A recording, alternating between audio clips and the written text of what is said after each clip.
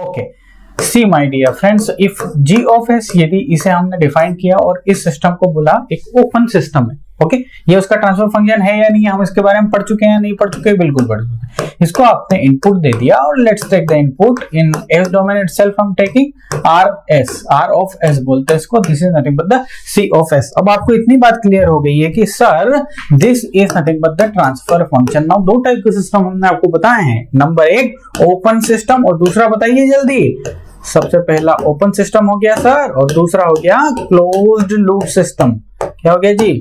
Closed loop system. तो दोनों का अपना अपना ट्रांसफर फंक्शन होगा, यस, दोनों का अपना अपना ट्रांसफर फंक्शन होगा। If this is the open system, this completely open system, कोई भी फीडबैक दिख रहा है क्या?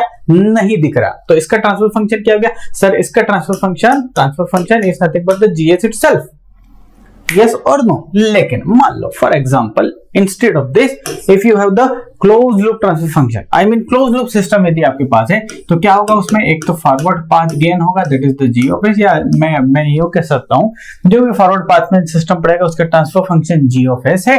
इससे आउटपुट लेंगे अपन, बिल्कुल लेंगे, शिद्दत से लेंगे, that is C of S. यहाँ पे एक फीडबैक एलिमेंट होगा, यानी कि फीडबैक जैसे सेंसर आउटपुट को मेजर कर रहा है तो उसका ट्रांसफर फंक्शन, उसकी characteristics, that is nothing but यहाँ पे जाएगा ये, यस और नो। चलो यहाँ पे चला गया, ये हमने कनेक्ट कर दिया, ओके। इसमें इनपुट में फेड हो रहा है तो एक समर लगेगा जो कि यहाँ से आने वाले सिग्नल को प्लस या माइनस जो भी करना है करेगा। यहाँ आपने इनपुट दे दिया, let's take the R of, ठीक है। फीडबैक जो भी दिया यहाँ तो आप या तो माइनस करेंगे या प्लस करेंगे, यस और नो। इफ माइनस किया तो this feedback is nothing but the negative feedback we call. बहुत इंपॉर्टेंट है, बहुत ज्यादा इंपॉर्टेंट चीज है ये टर्म नेगेटिव फीडबैक। आप इसे एनालॉग में भी देखते हो या नहीं? Negative feedback, positive feedback. यदि ये पॉजिटिव है तो this is nothing but the positive feedback. कहां होगा नेगेटिव फीडबैक? यूज डिस्कशन करेंगे। कहां पॉजिटिव होगा? डिस्कशन करेंगे। But the overall system of the close loop system, ये ओपन सिस्टम है, ये कौन सा? क्लोज लूप सिस्टम है। Closed loop system, forward path होगा, ये फीडबैक होगा, आउटपुट को इसमें फीड कर दोगे ना। यदि कोई आपसे बोले what is the transfer function, तो सिस्टम के अंदर कुछ भी हो आपको उससे क्या लेना देना। इस सिस्टम का ट्रांसफर फंक्शन जो आपको दिख रहा है, इस सिस्टम का transfer function G of S, sorry हम क्या लिख रहे हैं जी, इस सिस्टम का transfer function C of S, यानी कि क्या है आउटपुट उसका?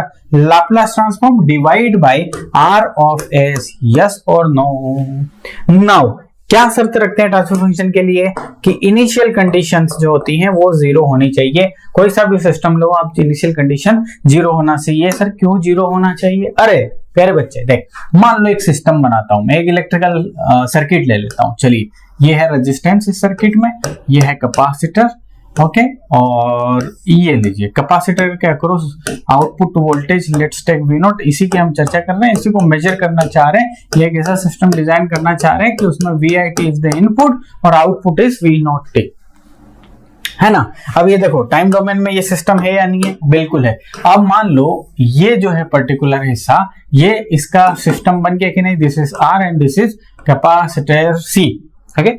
नाउ इस पर्टिकुलर सिस्टम के लिए, ये पर्टिकुलर इनपुट के लिए और इस आउटपुट के लिए, ये भाई साहब जो है दिस इज सिस्टम और नॉट, टेल मी सिस्टम और नॉट। नाउ इस सिस्टम को क्या हम इस डोमेन में कन्वर्ट करके ट्रांसफर फंक्शन निकाल सकते हैं? हाँ सर, इसका ट्रांसफर फंक्शन निकाल सकते हैं। उसके लिए इस पूरे सिस्टम को काय में कन्वर्ट करना पड़ेगा? लैप्लास में लेके जाना पड़ेगा। ओके, चलिए लेके चलते हैं आप लोगों के लिए, आपके रिकमेंडेशन पे। चलिए, this is nothing but the R. R को जब लैप्लास में ले जाते हैं तो उसका ट्रांसफॉर्म आर ही होता है। कैपेसिटर का क्या होता है? 1/CS होता है। ये बेसिक चीजें आपको पता है, मैं ये मान के चल रहा हूं। वी नॉट टी, अब इसको हम वी नॉट एस लिखेंगे बिकॉज इस डोमेन में है ये। This is nothing but VIS input, yes और नो। अब मान लो आउटपुट निकालना हो तो क्या होगा? जरा आप वोल्टेज डिवीजन रूल लगाओगे क्या यहाँ पे? बिल्कुल लगाओगे sir. V naught S is equal to यहाँ का this is nothing but the impedance C of S multiply with input VI of S divide by बोलोगे R plus 1/C of S, yes और नो। अब देखो जरा V naught S, और यदि इस VIS इनपुट जो है उसको यदि यहाँ नीचे ले आऊं तो क्या बचेगा? अब मुझे कोई बताएगा? CS ऊपर चला जाएगा, this is nothing but RCS plus 1, RCS plus 1, yes. So अब आप बताओ, ये जो सिस्टम दिख रहा है इसका ये ट्रांसफर फंक्शन नहीं हुआ क्या? ट्रांसफर फंक्शन हुआ, देख लो ना यार भैया, output divide by input in the S domain is called the transfer function and the transfer function of this electrical circuit, जिसमें एक रेजिस्टेंस है एक कैपेसिटर है, वो क्या हो गया 1/RCS। गॉट द पॉइंट ना? अब यहां से ट्विस्ट क्रिएट करता हूं मैं। ट्रांसफर फंक्शन को हमने बोला कि transfer function is nothing but output जो भी हो वो एस डोमेन में होना, इनपुट जो है वो एस डोमेन में होना है। क्या एस डोमेन में है, लेकिन कंडीशन क्या है? Provided all initial conditions are 0। ये बहुत ही महत्वपूर्ण कहानी है, 3 से 4 बार क्वेश्चन आया हुआ है गेट एग्जामिनेशन में, सिर्फ इस पे, किस पे कि भैया what is the transfer function. 4 option है, उसमें से एक है Laplace transform of output upon Laplace transform of input provided all initial condition 0। अब इनिशियल कंडीशन 0 क्यों करते हैं? देखो ये इलेक्ट्रिकल नेटवर्क है, इसमें कैपेसिटर है, कैपेसिटर एक मेमोरी एलिमेंट है, मेमोरी अपने प्रीवियस कंडीशन को स्टोर करके रख सकता है। तो किसी भी सिस्टम के ट्रांसफर फंक्शन को यदि डिफाइन करोगे तो उसने पहले क्या उसके पास है उससे तो आपको मतलब नहीं होना चाहिए ना, सिस्टम को रीसेट करना पड़ेगा ना आपको। किसी भी सिस्टम को ट्रांसफर फंक्शन को डिफाइन करना है तो उसको रीसेट तो करना पड़ेगा ना प्यारे बच्चे। Reset is nothing but all initial conditions are 0।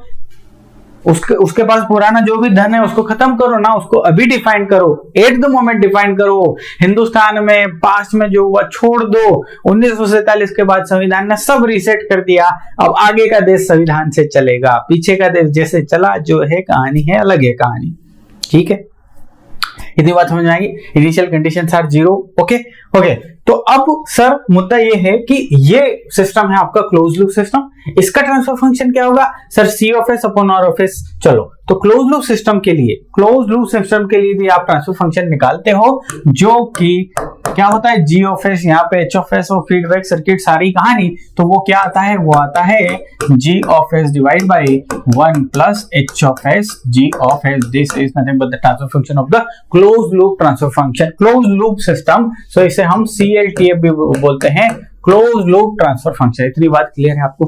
Close loop transfer function, आपके सामने क्लोज लूप ट्रांसफर फंक्शन की बात आ जाए और जो सिस्टम, जो स्ट्रक्चर, जो बेसिक मॉडल हमने देखा एंड दैट इज दिस, इसका ट्रांसफर फंक्शन क्या हो जाएगा? इसका ट्रांसफर फंक्शन हो जाएगा G of S 1 plus H of S G of S। ये प्लस कब होगा? जब नेगेटिव फीडबैक है। जब पॉजिटिव फीडबैक है तो यहाँ पे माइनस आएगा। नेगेटिव फीडबैक वेरी इंपॉर्टेंट है, हम फुल लेक्चर्स में डिस्कशन किए हैं कि एम्पलीफायर के केस में नेगेटिव फीडबैक यूज करते हैं। इन जनरल नेगेटिव फीडबैक आपके काम का है, पॉजिटिव फीडबैक ऑसिलेटर्स में हम यूज करते हैं, वो आपके काम का नहीं है एप्लीकेशन पॉइंट ऑफ व्यू से। सो इतनी बात समझ में आ गई। ये ट्रांसफर फंक्शन क्या होता है समझ में आ गया, क्या बोला है समझ में आ गया। अब यहाँ पे एक और चीज में डिफाइन करता हूँ, वो करता हूं मैं OLTF, open loop transfer function. ये एक और ऐसी टर्म है जो बहुत ही महत्वपूर्ण है और यूज में होती है और कंफ्यूजन होता रहता है आपको। एक सिस्टम ले लेता हूं मैं, ध्यान से देखिए जरा। G ऑफ S ओनली एक फॉरवर्ड पाथ सिस्टम ले लिया मैंने, this is nothing but output. यहां से लेंगे, इसको हम क्या देंगे? इनपुट देंगे। ये कौन सा सिस्टम है? Open system. इसका ट्रांसफर फंक्शन क्या है? इसका ट्रांसफर फंक्शन है G ऑफ S। क्या है भैया? G of S। इसको क्या बोलते हैं भाई? इसको ओपन लूप ट्रांसफर फंक्शन बोलते हैं क्या? ओपन लूप ट्रांसफर फंक्शन नहीं, this is not the open loop transfer function. Actually this is the completely, ये जो कहानी है ये एक ओपन सिस्टम है, ओपन सिस्टम। ठीक है, ओपन सिस्टम के ट्रांसफर फंक्शन को आप ऐसा बोलते हैं कि open system transfer function, but not the open loop transfer function. Open loop transfer function एक अलग ही कहानी है जो अलग ही तरीके से बताई गई है। और क्या बताई गई है कि जैसे कि एक क्लोज लूप सिस्टम है आपके पास, ये लीजिए, this is nothing but the C of S, input में R ऑफ S है, समर लगेगा, यहां से फीडबैक लेके आएंगे, नेगेटिव फीडबैक मान लिया मैंने, H ऑफ S लीजिए और कहानी दिस। तो ये जो है ना, इस लूप को कर देना है ओपन। सो इस लूप को यदि ओपन कर दूं तो उस टाइम पे इस पॉइंट से इस पॉइंट तक का जो ट्रांसफर फंक्शन है, इस पॉइंट से इस पॉइंट तक का जो कहानी है ना, उसे ट्रांसफर फंक्शन बोल दिया गया और उसको बोला open loop transfer function. Open loop transfer function यानी कि G of S multiply with H of S को ओपन लूप ट्रांसफर फंक्शन बोलते हैं। इस बात का ध्यान रखिए। तो ओपन लूप ट्रांसफर फंक्शन भी किसके लिए डिफाइंड है? क्लोज्ड लूप सिस्टम के लिए। क्लोज्ड लूप सिस्टम के लिए, क्लोज्ड लूप यदि सिस्टम है आपका तो क्लोज्ड लूप सिस्टम के लिए दो कहानी आपने देख ली सर, एक होता है CLTF और एक होता है OLTF। OLTF क्या होता है समझ गए? क्लोज्ड लूप सिस्टम का और CLTF क्या होता है, ये दोनों कहानी आपके लिए कंप्लीट है। क्यों क्या होता है ऑलरेडी हम डिस्कशन कर चुके हैं। कहाँ कर चुके हैं सर फुल कोर्स में कर चुके हैं सर, कंट्रोल सिस्टम के फुल कोर्स में कर चुके हैं, जो कि सेंट्रिक पे एप्लीकेशन पे अवेलेबल है। ओके, आइए जरा क्या पढ़ लिया हमने पढ़ लिया ये। अब जरा ध्यान से देखिएगा, एक बेहतरीन कहानी आती है। अगेन मैं सिस्टम बनाता हूं, G of S, this is nothing but output C of S, summer लगेगा भैया यहाँ पे, इनपुट R of S देंगे, अब फीडबैक नेगेटिव लेंगे, लेकिन फीडबैक एलिमेंट अब 1 है, यानी कि इसका गेन जो है ना 1 है। यूनिटी फीडबैक सिस्टम बोलते हैं इसको। क्या बोलते हैं हम? Unity feedback system. ओके, लिख लीजिए जल्दी से, इसको बोलते हैं unity feedback system. This is nothing but the unity feedback.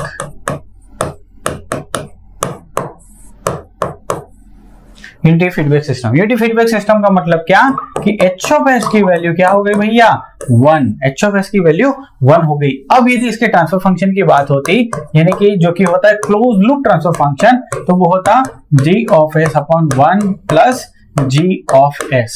Open loop transfer function यदि होता तो अब वो होता G of S गुणा H of S that is 1 is equal to G of S। तो यूनिटी फीडबैक सिस्टम यदि है तो ओपन लूप ट्रांसफर फंक्शन इसके फॉरवर्ड पाथ ट्रांसफर फंक्शन के बराबर होता है। तो यहां से कंफ्यूजन पैदा होता है बच्चों को कि ओपन सिस्टम जो होता है G of S is OLTF, no not the G of S is OLTF, G of S multiply with H of S is the open loop transfer function. इतनी कहानी याद रहेगी ना? ओके जी, अब जरा ध्यान से देखो, यहाँ पे एक रिलेशन क्रिएट कर सकता हूं क्या मैं? CLTF is equal to G of S क्या है वही यहाँ से OLTF है, OLTF divide by 1 plus OLTF। वाह, एक रिलेशन क्रिएट कर दिया आपने तो मौज कर दी बेटा जी। लेकिन ये पूरी कहानी जो है वो यूनिटी फीडबैक के लिए है भैया, सिर्फ और सिर्फ यूनिटी फीडबैक यदि सिस्टम में है उसके लिए ये क्या है एप्लीकेबल। यदि यूनिटी फीडबैक सिस्टम नहीं है तो ये कहानी मौज में नहीं आएगी। इतनी कहानी क्लियर है ना आपको? ठीक है, आपके पास suppose close loop transfer function है, ध्यान से देखते जाइए।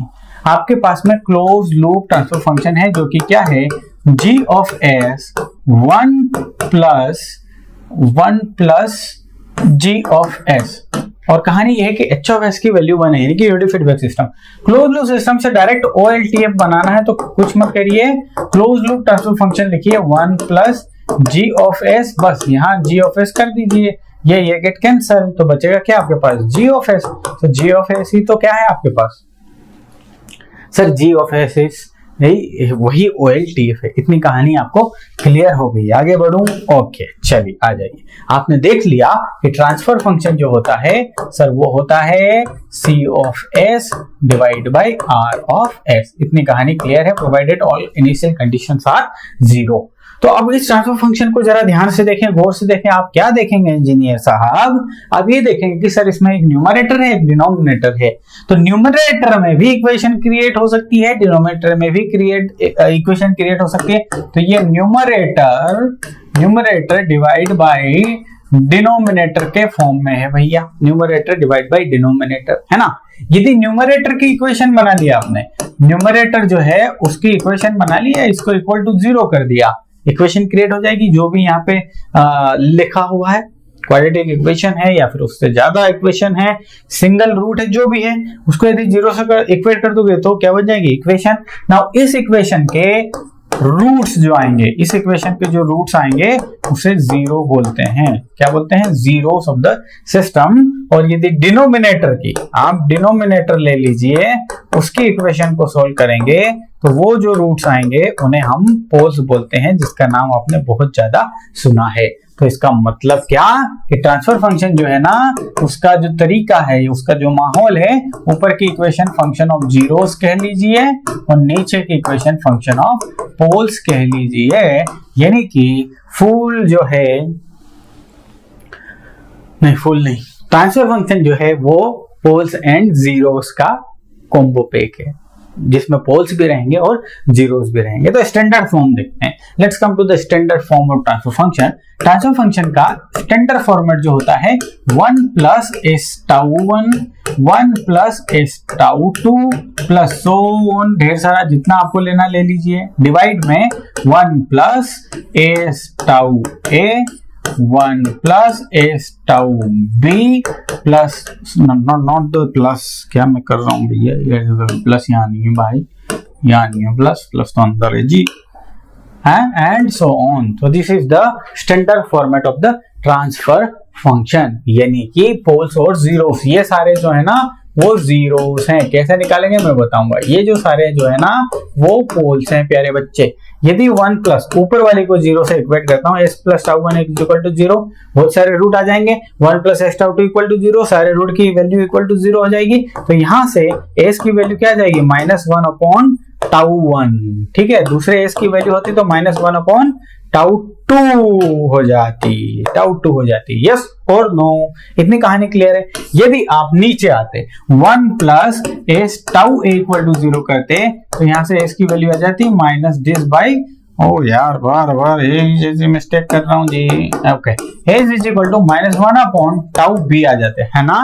तो ये जो कहानियां है ना, ये जो कहानियां है, दिस कहानीज जीरोस हैं। ये जो कहानी है, ये दोनों टर्म्स जो हो गई, इन्हें पोल्स ऑफ द सिस्टम बोलते हैं। क्या बोलते हैं जी, पोल्स ऑफ द सिस्टम। इतनी कहानी आपको क्लियर है क्या, आप बताइए मुझे।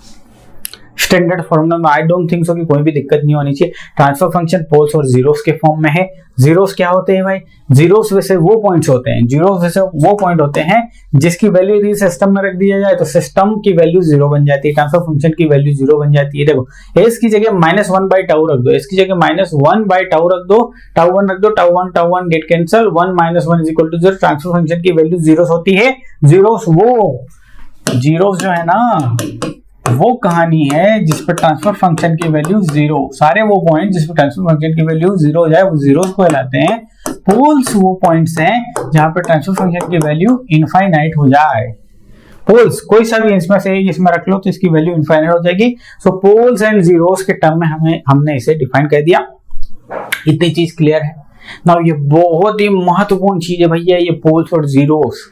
ये पूरे सिस्टम के कच्चे चिट्ठे को बता सकते हैं, पूरे ट्रांसफर फंक्शन का कच्चा चिट्ठा खोल सकते हैं। जैसे कि आपके सामने किसी का मोबाइल हाथ में लग जाए और वो भी ओपन मोबाइल, तो आप उसका पूरा कच्चा चिट्ठा देख सकते हैं, समझ सकते हैं। यस और नो। सिमिलरली किसी भी ट्रांसफर फंक्शन में यदि पोल्स और जीरोस की जानकारी आपको है तो उसका पूरा कच्चा चिट्ठा आप देख सकते हैं। सर ट्रांसफर फंक्शन में क्या कच्चा चिट्ठा, देखो ट्रांसफर फंक्शन किसी भी सिस्टम को डिफाइन करता है। यस और नो। सिस्टम कोई सा भी सिस्टम फिजिकल सिस्टम होगा, पक्की बात है। पंखा है, मान लो पंखा है, पंखे को आप इनपुट दे रहे हैं जी, वो आपको आउटपुट दे रहा है जी।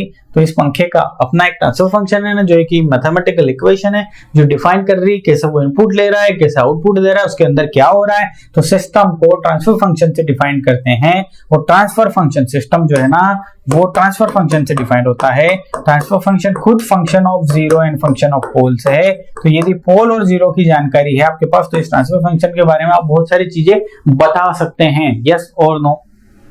पोल्स यदि हैं आपके पास, सिग्निफिकेंस ऑफ पोल क्या है, पोल्स बहुत ज्यादा महत्वपूर्ण है, ध्यान रखिएगा, बहुत ज्यादा महत्वपूर्ण है भैया पोल्स। पोल्स क्या करेगा बताता हूं, उससे पहले एक एग्जांपल लेता हूं। देखो जरा, मैं आपके सामने 3 फंक्शंस ले रहा हूं, सिस्टम ले रहा हूं, समझ लीजिए e⁻³ ठीक है। यूनिडायरेक्शनल के लिए u ऑफ t में लिख दे रहा हूं इसमें, ठीक है। एक मैं आपके सामने लिख रहा हूं function f of t is equal to e⁻³ unidirectional बनाने के लिए, मतलब t ग्रेटर देन 0 रखने के लिए इसमें ut है ना, t इक्वल टू 0 नहीं, t ग्रेटर देन 0 के लिए मैंने ut यानी कि डायरेक्शनल, ये 0 से इनफाइनाइट की बात कर रहा हूं, ठीक है। एक और फंक्शन मैं ले लेता हूं आपके पास ft is equal to sin ω0t। 3 function मैंने ले ली। ध्यान से देखिए, पोल्स का महत्व मैं समझाऊंगा, ठीक है। आगे मान लो इसका आप ग्राफ देखना चाहो, प्लॉट देखना चाहो इसका, तो वो कैसे बनेगा, e⁻³ इज द फंक्शन। यदि आप इसको 0 पे f ऑफ 0 पे यदि निकालना चाहोगे तो e⁻0 इज नथिंग बट 1। इसको यदि इनफाइनाइट पे निकालना चाहोगे आप तो e⁻∞ इज नथिंग बट 0। तो ये t इक्वल टू 0 पे इसकी वैल्यू 1 होगी, ये श्योरिटी आपको आ गई। t इक्वल टू इनफाइनाइट में सपोज इनफाइनाइट यहाँ है, t इक्वल टू इनफाइनाइट यानी कि वेरी लार्ज वैल्यू, तो ये 0 जाएगा। तो इसका ग्राफ जो है ना वो कुछ ऐसा बनेगा। क्लियर है, ये ऐसा कुछ ग्राफ बनेगा। आप मुझे बताइए सॉरी, ये बाउंडेड कर्व है या अनबाउंडेड है? सर बाउंडेड कर्व है। बाउंडेड कर्व क्या शो करता है कि ये स्टेबल है, ये स्टेबल सिस्टम को शो करता है। Stable system. कर्व जो है वो बाउंडेड है ना, इस पे आप जो भी इनपुट दोगे वो बाउंडेड आउटपुट देगा आपको। स्टेबल सिस्टम है, यदि स्टेबल इनपुट दिया हाँ तो स्टेबल आउटपुट देगा। क्यों? क्योंकि सिस्टम खुद एक बाउंडेड, सिस्टम खुद को कन्वर्ज कर रहा है, डाइवर्ज नहीं कर रहा। आप जिस रूम में है ना वो कन्वर्जिंग है, इतनी ही सीमा है, बंद रूम है, बाउंडेड है, लेकिन आसमान अनबाउंडेड है। यू गॉट द पॉइंट ना, इतनी बात समझ में आ गई। चलो अब ये इसकी बात करता, इसके ग्राफ ड्रॉ करने की बात करता, तो इसका ग्राफ कैसे हो जाता बच्चा? e to the power 3t is the function f of 0 is equal to 1, f of infinite is equal to infinite, या पता नहीं क्या। तो दिस इज कहानी क्या हो जाएगी? दिस इज कहानी दिस हो जाएगी। ये तो अनबाउंडेड सिस्टम है सर। ये कौन सा है? Unbounded system.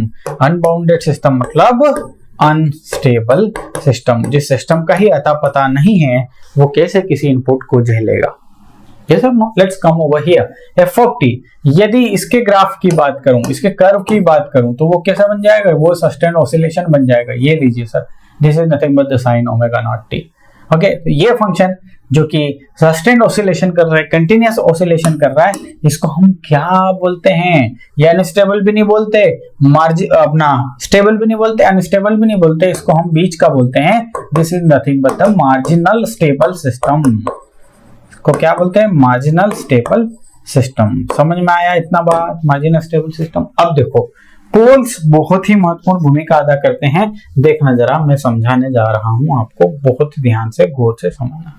इस फंक्शन का ये जो फंक्शन दिया है, यदि इस फंक्शन को एस डोमेन में आप देखते हैं तो F of S is equal to क्या हो जाता? 1/s+3 हो जाता है क्या? 1/s+3 हो जाता, यू नो वेरी वेल। यदि इसको देख रहे होते तो एफ ऑफ एस क्या हो जाता? एफ ऑफ एस हो जाता 1/s-3। यदि इसको देख रहे होते तो एफ ऑफ एस हो जाता omega naught divide by S square plus omega naught square. ठीक है, ओके, कम ओवर हियर। इन तीनों को एक जगह सम अप करते हैं। ध्यान से देखो, ये हम एस प्लेन ड्रॉ कर रहे हैं, ये हम एस प्लेन ड्रॉ कर रहे हैं। -3, वेयर इज द -3? ये -3, ठीक है। +3, वेयर इज? ये मान लो इसको 0 के इक्वल कर दो तो इज इक्वल टू +3 आता। इसका पोल कहाँ है? 3 पे है। इसका पोल कहाँ है? -3 पे है। पोल है ना डिनोमिनेटर में। ओके, एक है ये 3, ये सेकंड सिस्टम, ये जो सेकंड सिस्टम है इसको शो कर रहा है, ये आपके फर्स्ट सिस्टम को शो कर रहा है। And what about 3? ओमेगा की वैल्यू मान लो √3 आ गई, ओमेगा की वैल्यू √3 आ गई, तो यहां से रूट क्या आ जाएंगे? +-j√3 आ जाएंगे। तो ये है +√3j और ये है -√3j। आ गई बात? ये कौन से सिस्टम को शो कर रहा है? ये आपके थर्ड वाले सिस्टम को शो कर रहा है, ये वाला थर्ड सिस्टम को शो कर रहा है, ये थर्ड सिस्टम। ये सारे क्या है? पोल्स हैं, पोल्स हैं, पोल्स हैं। अब देखो, जो सिस्टम स्टेबल था, उसके पोल कहाँ है? इधर। This is nothing but the LHS of S plane. LHS of S plane. यदि LHS कोई सा भी फंक्शन है, उसका ट्रांसफर फंक्शन फाइंड कीजिए है, उसका ट्रांसफर फंक्शन में उसके पोल्स देखिए, यदि पोल्स जो है वो LHS में है तो सिस्टम पक्का 100% स्टेबल होगा जी, स्टेबल होगा। मान लो किसी सिस्टम में 6 पोल है, 6 के 6 पोल इधर होने चाहिए, 5 इधर है और 1 भी उधर चला गया, सिस्टम अनस्टेबल है।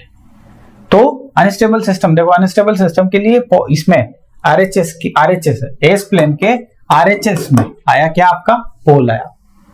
तो एक भी पोल यदि RHS में हो, सिस्टम अनस्टेबल हो जाता है। ठीक है, मार्जिनल स्टेबल के लिए जो पोल्स हैं वो कहाँ आए? इमेजिनरी एक्सिस पे आए, इमेजिनरी एक्सिस पे आए। तो यदि पोल्स इमेजिनरी हो तो सिस्टम मार्जिनल स्टेबल होता है। पोल्स यदि LHS में हो, सिस्टम स्टेबल होता है। कोई एक भी पोल यदि RHS में हो, सिस्टम अनस्टेबल हो जाता है। इतनी कहानी क्लियर है? अब बहुत सारे बंदों के डाउट होता है कि सर यदि पोल कॉम्प्लेक्स हो और नेगेटिव रियल में हो, मान लो ऐसे हो, तो ये स्टेबल सिस्टम होगा भाई। स्टेबल सिस्टम ये ऑसिलेशन करेगा, because of this imaginary parts oscillation करेगा, but because of this LHS part ये कन्वर्ज कर जाएगा। मान लो कुछ ऐसा होगा, सिस्टम का आउटपुट बिहेवियर ऐसा होगा कि वो करेगा, ऑसिलेशन करेगा, but at the end converge कर जाएगा। प्योर पोल यदि यहां रहते, यहां इमेजिनरी एक्सिस पे, तो फिर वो कभी भी खुद को कन्वर्ज नहीं करेगा, वो ऐसा ही चलता रहेगा। इधर आ गया यदि कॉम्प्लेक्स इधर आ गया तो इधर हो जाएगी कहानी ऐसी। लेकिन मान लो यही कॉम्प्लेक्स इधर आ जाए, इधर आ जाए तो कहानी क्या हो जाएगी ग्राफ की, ये बिकॉज ऑफ दिस अनस्टेबिलिटी ये डाइवर्ज करेगा, ये डाइवर्ज करेगा खुद को, ये डाइवर्ज करेगा अनस्टेबल सिस्टम। समझ में आया इंजीनियर साहब? मजा आ रहा है? कर दोगे एग्जामिनेशन में अच्छे से? मेरी तरफ से बेस्ट ऑफ लक। हारना नहीं है, हराना है। आगे बढ़े। ओके, देख लिया हमने, ये देख लिया, आगे बढ़ते हैं। हमने स्टेबिलिटी, ओके, सिग्निफिकेंस ऑफ पोल देखते हैं। सिग्निफिकेंस ऑफ पोल, पोल्स यदि आपकी जानकारी है, पोल्स के बारे में यदि आपकी जानकारी है तो आप क्या पता कर सकते हो? नंबर एक बात, सर स्टेबिलिटी कंक्लूड कर सकते हैं, कर सकते हो क्या? स्टेबिलिटी के बारे में बता सकते हो क्या? आपका आंसर होगा यस, है ना। स्टेबिलिटी मैंने बता ही दिया है, 3 टाइप के सिस्टम है स्टेबिलिटी में। मतलब स्टेबिलिटी कैसे कंक्लूड कर सकते हो? आप ऐसे कर सकते हो कि यदि LHS में यदि आपका पोल है, LHS में यदि पोल है तो सिस्टम क्या है भैया?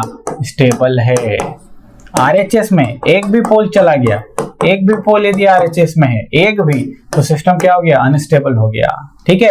यदि यदि यदि पोल्स जो है वो प्योरली इमेजिनरी है, purely imaginary poles, imaginary poles हैं यदि आपके पास, तो क्या हो जाएगा भैया? मार्जिनल स्टेबल सिस्टम हो जाएगा। ठीक है। ओके, अब जरा ध्यान से देखो, मैं आपको ले जाता हूं अपने पुराने कच्चे चिट्ठों पे। हमने ये एक इलेक्ट्रिकल नेटवर्क लिया था, इस इलेक्ट्रिकल नेटवर्क के लिए हमने ट्रांसफर फंक्शन फाइंड किया, वो ये रहा। इस ट्रांसफर फंक्शन में जरा ध्यान से देखो, ये इसके पोल की यदि मैं बात करूं तो पोल क्या हो जाएगा? S बताओ, -1 upon RC, this is nothing but the pole. ये माइनस है, माइनस किधर आ गया? LHS में। ये एक स्टेबल सिस्टम है, ये एक स्टेबल सिस्टम। अब देखो RC नेटवर्क है, ये RC नेटवर्क में ये जो RC है ना, इसको हम बोलते हैं टाउ, यानी कि time constant of the system. So इसको आपने देखा होगा 1 + s टाउ के फॉर्मेट में भी ये रहता है ना। RC नेटवर्क है तो tau is the time constant of the system. तो अब इसी की चर्चा करेंगे कि टाइम कांस्टेंट क्या है। खैर, अभी फिलहाल में एक बात देखिए, इसमें पोल कितने हैं? मैं आपसे पूछूं तो आप बोलोगे सर एक ही पोल है इसमें पोल कितना है? 1। तो पोल आपको क्या क्या जानकारी दे रहा है? एक तो स्टेबिलिटी की जानकारी दे दी, पोल आपको इसके ऑर्डर की भी जानकारी दे रहा है कि सर इसका ऑर्डर क्या है, highest term of S is the order. Type की जानकारी भी पोल से मिलती है। टाइप क्या होता है बेटा? टाइप ये होता है कि जो भी पोल ओरिजिन पे रहे, जितने भी पोल ओरिजिन पे रहे, उन्हें हम सिस्टम का टाइप कहते हैं। पोल्स का जो ऑर्डर है वो आपको ये भी बता देता है कि कितने मेमोरी एलिमेंट है। जैसे कि एक मेमोरी एलिमेंट है तो ऑर्डर भी 1 आया। पोल्स से बहुत सारी चीजें आप देख सकते हैं जी, बहुत सारी चीजें आपको पोल्स से पता चल जाती हैं। ठीक है, ओके, इतनी बात समझ में आ गई। अब हमने क्या चर्चा कर ली थी? टाइम कांस्टेंट के बारे में हम पढ़ते हैं। अब this is nothing but the time constant. आपको अच्छे से पढ़ाया है मैंने, डेफिनेशन के पॉइंट ऑफ व्यू से मैंने पढ़ाया है कि टाइम कांस्टेंट क्या है। ठीक है, टाइम कांस्टेंट को मैथमेटिकली लिख देता हूं मैं। वैसे तो कोई सा भी सिस्टम है, मान लो आपका आउटपुट सिस्टम पंखे का उदाहरण दे देता हूं। आपके रूम में फैन है, 4 की स्पीड से आपने उसको तय कर दिया है, अभी वो 0 है, डेड है। जैसे ही आपने इनपुट दिया और this is nothing but the समय गुजरा, उसका रिस्पॉन्स कुछ ऐसा रहेगा कि नहीं रहेगा? क्या एकदम से वो 4 में घूमने लग जाएगा क्या? ना ना ना ना ना, धीरे धीरे धीरे बढ़ेगा और आफ्टर सम टाइम वो क्या कर लेगा? खुद को 4 पे स्टेबल कर लेगा, है ना। तो ये दिस कहानी is nothing but the system की रेज हो रहा है। सिस्टम जो हो रहा है, this is nothing but the रेज हो रहा है। और रेज होने के बाद ये जो है कहानी, ये इसको बोलते हैं स्टेडी स्टेट में आ गया सिस्टम। ये ट्रांजिएंट में है और ये स्टेडी स्टेट में है। बात समझ में आ गई? तो क्या बोलते हैं कि सिस्टम के आउटपुट को 63% तकरीबन 63% रेज होने में जितना वक्त लगता है उसे टाइम कांस्टेंट बोलते हैं। यहाँ पे क्या देख रहे हैं? हमने ट्रांसफर फंक्शन देखा था 1/s टाउ + 1। देखा था या नहीं देखा था? देखा था ना। अब मैथमेटिकली क्या बोल रहे हैं ट्रांसफर फंक्शन को? ट्रांसफर फंक्शन जो है वो reciprocal magnitude of reciprocal of negative real root of the function, negative real root.